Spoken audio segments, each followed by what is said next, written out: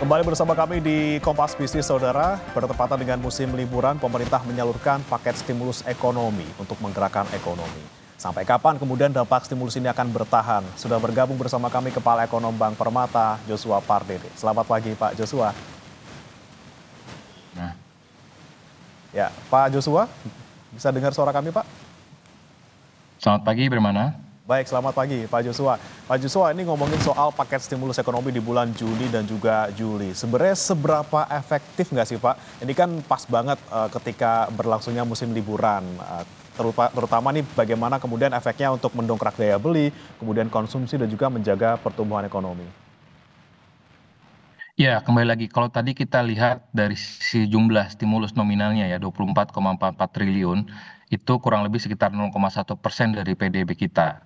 Dan kalau kita mempertimbangkan momentumnya, dikeluarkannya stimulus fiskal ini memang bertepatan dengan libur sekolah ya, dan ini kami memandang ini suatu hal yang positif di satu sisi, karena tentunya dengan adanya paket stimulus ini juga memberikan dampak positif ya. Tadi juga disebutkan oleh PHRI bahwa ini akan mendorong khususnya kelas menengah untuk spending ya, untuk berlibur, dan juga akhirnya dengan adanya stimulus ini pun juga akhirnya dapat bisa menggerakkan beberapa sektor ekonomi ya, seperti perhotelan, restoran ya, sehingga ini pun juga diharapkan bisa menggerakkan tadi konsumsi masyarakat yang kami lihat juga sepanjang setelah kita pulih dari pandemi, konsumsi rumah tangga ini pun juga ya belum kembali ke level 5% ya. Jadi memang ini tapi kalau kita lihat secara umum ya, sekalipun memang ini hal yang positif, tapi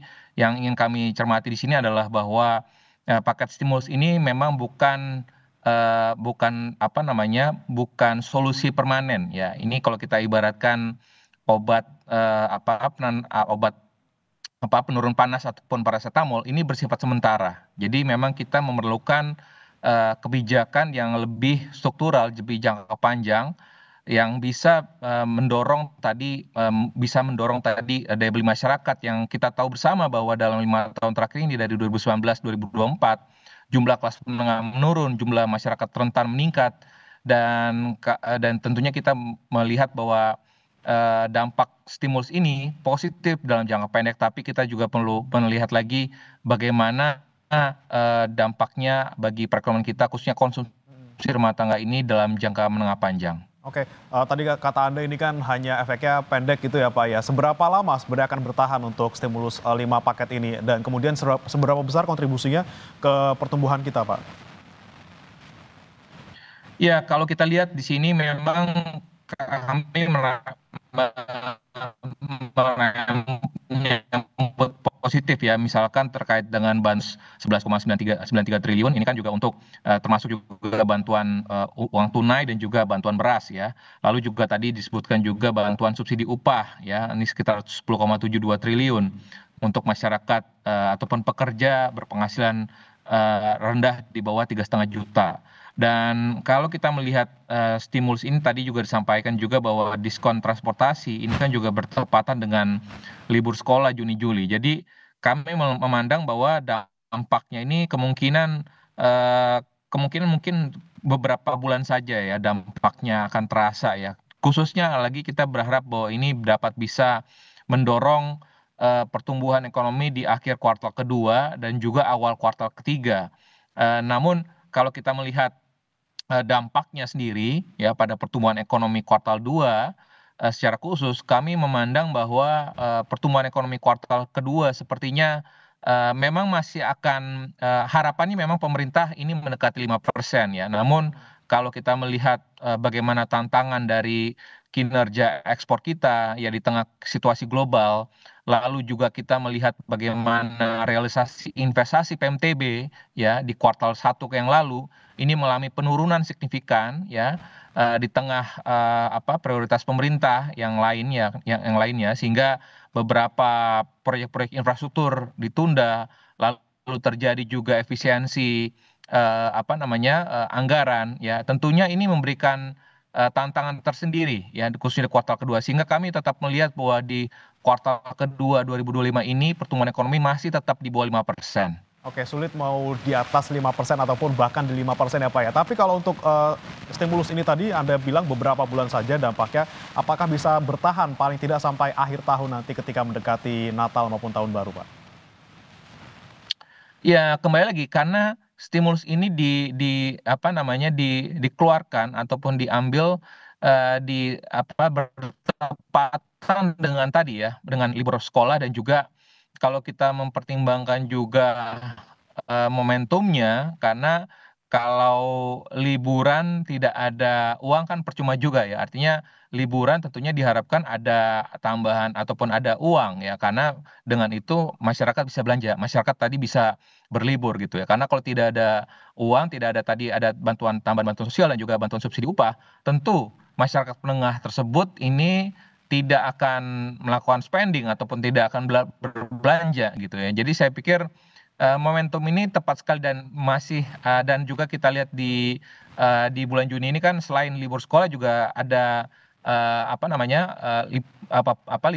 libur nasional juga ya, sehingga diharapkan ini dapat bisa menggerakkan tadi beberapa sektor-sektor ekonomi yang di kuartal 1 yang lalu pun juga kita lihat, sektor seperti hotel dan restoran, ini pun juga melemah ya, dampak dari kebijakan realokasi anggaran pemerintah atau bahasanya, efisiensi anggaran pemerintah pusat. Sehingga dampaknya tentunya kita berharap bahwa dengan adanya kebijakan paket stimulus ini dapat bisa menggerakkan perekonomian di jangka pendek, meskipun kami berharap sekali lagi pemerintah menyiapkan, paket-paket kebijakan yang lebih, struktural, ya namun bisa, berdampak jangka pendek juga.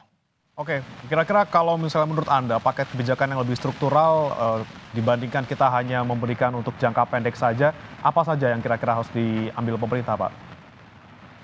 Ya, saya pikir beberapa kalau menurut pandangan kami ada beberapa, misalkan cash transfer yang berbasis produktivitas ya. Artinya kalau kita lihat bantuan tunai yang juga diikat pada partisipasi pelatihan keterampilan ya, atau pelatihan kerja.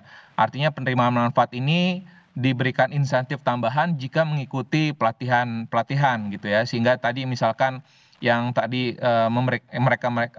para pekerja yang kemarin di-PHK misalkan ya diberikan insentif sehingga mereka dapat bisa meningkatkan skill-nya. Lalu juga misalkan insentif perumahan ya, ini juga, kami pikir ini juga bisa berdampak positif ya, khususnya untuk masyarakat berpenghasilan rendah. Lalu juga, berkaitan juga dengan, diskon listrik ya. Sebenarnya ini kami juga melihat bahwa dampak diskon listrik ini, dampaknya lebih menyeluruh ya, artinya seluruh Horizontal lapisan ya, Pak, ya? masyarakat, khususnya masyarakat masyarakat rendah, masyarakat berpenghasilan rendah ini tentunya akan bisa mengangkat konsumsi, di masyarakat golongan tersebut gitu ya. Sehingga karena dibatalkannya inilah sebenarnya sangat disayangkan ya, meskipun kami memandang bahwa ini juga diharapkan bisa memberikan, dampak positif. Mhm. Lalu di samping itu juga misalkan perluasan dari PPNDTP ya, ini juga kami melihat bahwa, insentif ini memang difokuskan pada barang-barang esensial ya dan juga, semi esensial misalkan produk-produk lokal UMKM,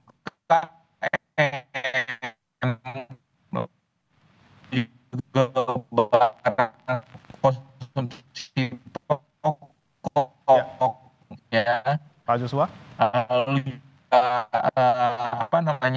dan ini juga untuk bisa merangsang tadi berumah tangga yang dijual oleh pelaku UMKM lokal gitu ya. Mhm. Sehingga harapannya ini dapat bisa menggerakkan kembali lagi, sehingga ini dapat bisa menggerakkan kembali lagi ekonomi nasional. Oke, tadi ada peningkatan PPN DTP, kemudian juga pelatihan dan sampai sebenarnya kita butuh juga nih diskon listrik yang kemudian kemarin dibatalkan. Tapi kalau kita lihat kemampuan APBN kita, Pak Joshua, ini kan memang kita lagi defisit gitu ya, walaupun bagian yang diambil 24,44 triliun ini tidak seberapa jika dibandingkan APBN kita yang mencapai 3 ribuan triliun. Anda melihat seperti apa dari APBN kita, apakah masih kuat untuk bisa memberikan perlindungan sosial ini? Ya, kalau kita mencermati misalkan ya, anggaran MBG yang seperti yang dilaporkan oleh Kementerian Keuangan, realisasinya pun juga belum 100% ya sampai dengan bulan Mei yang lalu. Sehingga harapannya masih ada, ruang-ruang anggaran yang bisa dioptimalkan untuk, stimulus lainnya ataupun bisa mengoptimalkan belanja-belanja yang lebih produktif misalkan.